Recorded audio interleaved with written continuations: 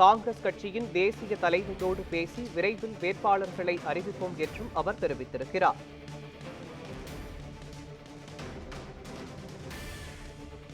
ஈரோடு கிழக்கு சட்டமன்ற தொகுதி இடைத்தேர்தலில் போட்டியிட காங்கிரஸ் கட்சி விருப்பம் என்று தமிழ்நாடு காங்கிரஸ் கமிட்டி தலைவர் செல்வ பெருந்தகை தெரிவித்திருக்கிறார்.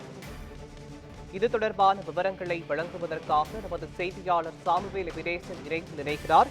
சாமுவேல் எபினேசர், ஈரோடு கிழக்கு சட்டமன்ற தொகுதி இடைத்தேர்தலில் காங்கிரஸ் கட்சி போட்டியிட விருப்பம் என்று தமிழ்நாடு காங்கிரஸ் கமிட்டி தலைவர் செல்வ பெருந்தகை தெரிவித்திருக்கிறார். இது தொடர்பான விவரங்களை பதிவு பண்ணுங்கள்.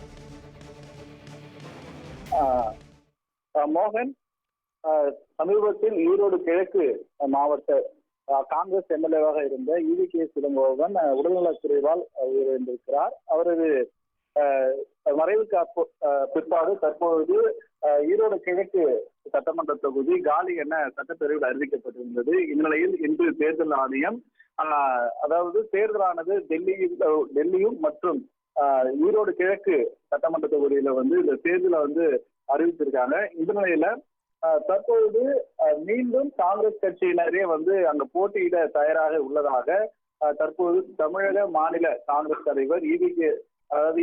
இளங்கோவன் மறைவுக்கு பிற்பாடு தற்போது மீண்டும் காங்கிரஸ் போட்டியிட தயாராக இருப்பதாக தற்போது செல்வம் பெருந்தகை அவர் தனது செய்தியாளர்கள் சந்தித்து தெரிவித்திருக்கிறார்.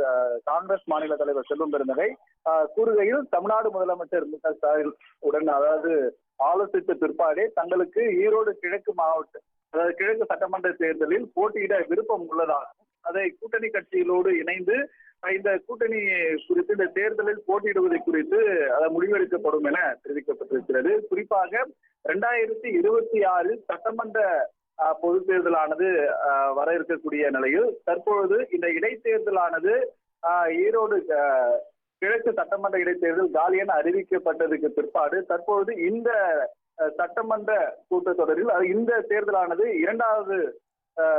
இரண்டு முறை இடைத்தேர்தலானது நடைபெறுவது குறிப்பிடத்தக்கது. நன்றி சாமுவேல் எபினேசர்.